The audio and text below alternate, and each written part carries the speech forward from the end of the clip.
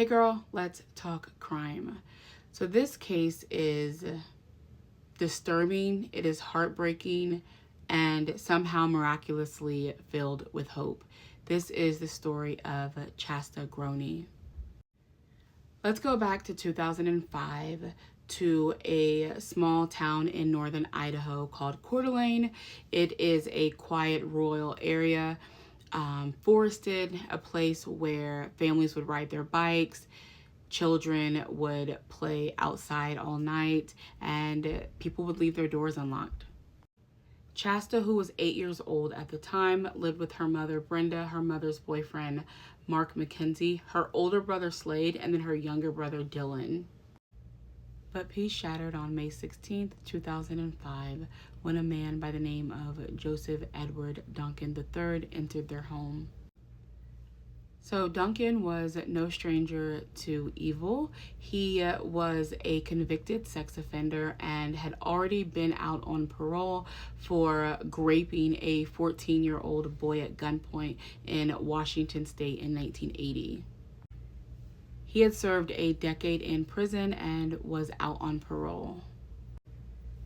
When Duncan had began stalking the Groene family, he had watched their home for days. He was using night vision goggles, and he was calculating, and he was waiting. And on May 16th, 2005, he had broken into their home. He had tied up Brenda, Mark, and Slade, and then he had unalived them all with a hammer.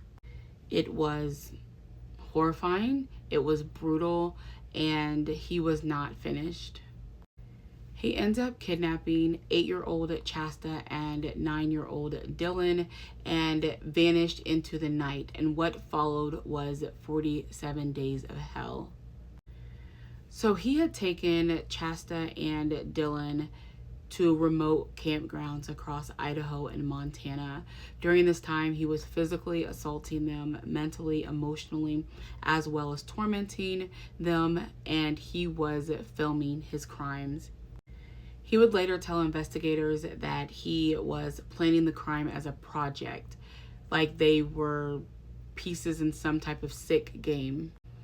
However, Shasta was paying attention. She was surviving, and she said that Duncan would ask her impossible questions like, do you want to be unalived by a gunshot or by strangulation?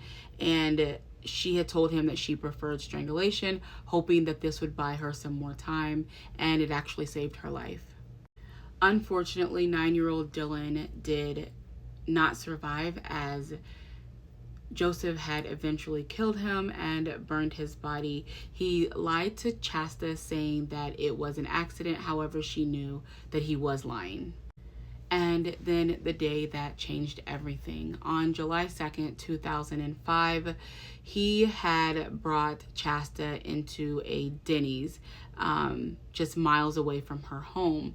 And there a waitress had recognized her and didn't cause any type of chaos, but simply just dialed 911 and let them know that she was for sure that this was Shasta in the Denny's restaurant with an older, tall man. So within minutes, the police did surround the restaurant, and Duncan was arrested, and Shasta was rescued, and finally, after 47 days, she was going home. Later, Dylan's remains were found on a campsite in Montana, and he ultimately pled guilty to multiple federal and state charges, including murder, kidnapping, and sexual assault. He was sentenced to death 3 times, plus 9 life sentences. But then something else came up. After his arrest, he confessed to the 1997 abduction and murder of a 10-year-old boy by the name of Anthony Martinez in Beaumont, California.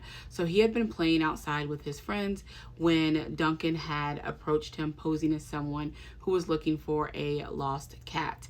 He then pulled a knife on him and then kidnapped him, and Anthony's body was found 15 days later in a remote area, and that case had gone cold for years until his fingerprints had linked him to the scene. He also confessed to killing Carmen and Sammy Joe, who were 9 and 11. They were kidnapped from a motel, and he stated that this was his first double murder. He had assaulted them and killed them. And although authorities have his confession as credible, he was never charged for these crimes. In 2021, Joseph Edward Duncan III died from brain cancer in prison. And Shasta has grown up to be a mother of 5. She has spoken out publicly about her journey. She started a petition called Slade and Dillon's Law, pushing for harsher penalties against violent sex offenders. She once stated, "You're not your past. Every day is a new chapter." And I think that what makes this case not just tragic but powerful is that, yes, she endured evil, however, she also chose healing and now has made a choice to advocate and help others do the same.